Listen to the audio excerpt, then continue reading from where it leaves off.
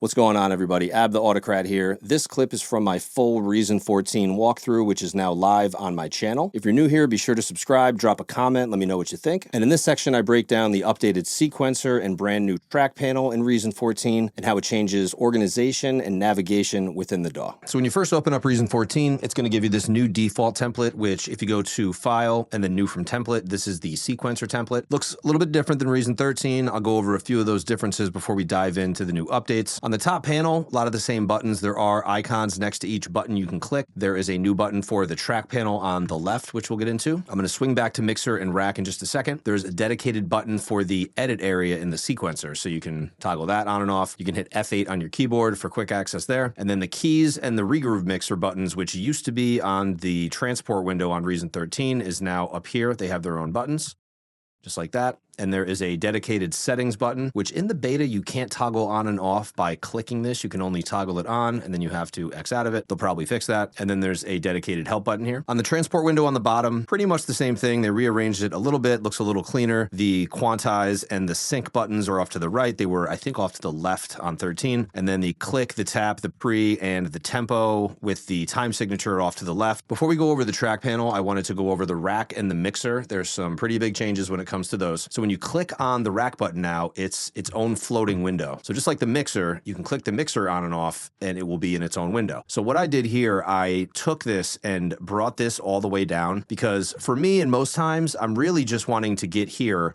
to mess with panning, the width, mute and solo, and then the volume. And then maybe I'll mess with the main outs as well. And if I need to then access the sends or if I need to input the gain from the mixer channel, I can do that. But most times I'm not needing to go to that. So now if you have a ton of tracks, you can just very simply toggle this on and off as a floating window. The big change here is that if you X out of the mixer and you just toggle it back on, it'll bring it back to where it was. In the previous versions, 13 and before, if you X out of this, once you detach it, it will reattach back to the main window, but it doesn't do that now, so you can just toggle on and off. Now, if you don't want to use Reason in this new way, you still could use it in the old way. If you go to the view panel up top and then uncheck show mixer in separate window and show rack in separate window, it'll bring you right back to the old way that you would use Reason. So you just kind of drag these as they were. There's no dedicated sequencer button the way there was because the sequencer at this point is really its own default screen. Another big thing with this too is if you go to the options window and go to rack settings, it's going to be default checked to rack per track. And what this means is that anytime that you click on a track in the sequencer, it's going to have its own rack in this window off to the right. So if I click on the polytone, it'll have its own rack. And I cannot scroll left and right while it's in single column mode. So anything I click on over here, it'll have its own track. A new way to work, but a better way to work, in my opinion. When you go to the pop-up window on the right and you uncheck single column mode, you could still drag through the rack the way that you would if it was attached like it was in previous versions, or if you hold shift, you can still kind of scroll. But if you want to go back to that single column view, you just click it just like that. Or if you unclick this, you can drag this over and have a full view. And then if you want it back to how it was, click the single column. It will snap to the left instead of snapping back to the right, but you just got to drag it back just like this.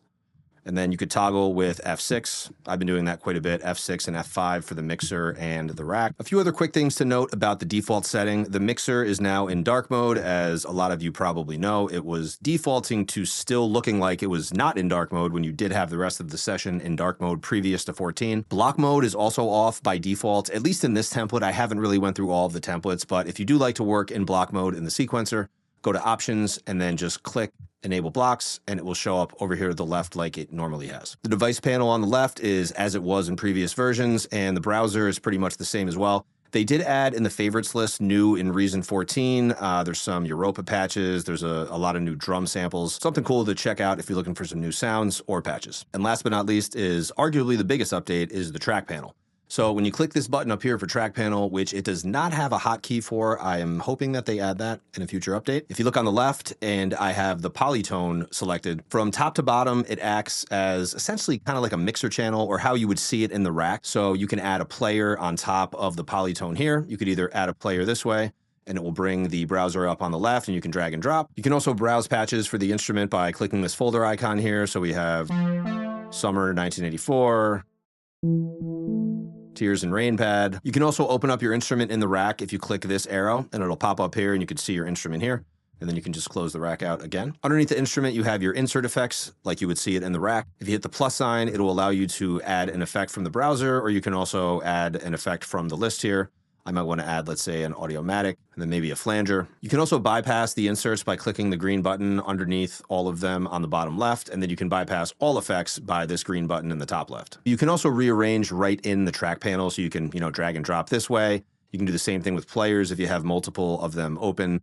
Just a quick thing to note, you don't always have to go to the rack. You can stick in the track panel for quite a bit of stuff. If you wanted to as well, you can also drag and drop an effect underneath the instrument on this top panel in case you want that to feed right off of the instrument before the mix channel on the rack. Underneath the insert effects, you can access your sends much easier now too. You can bypass on and off.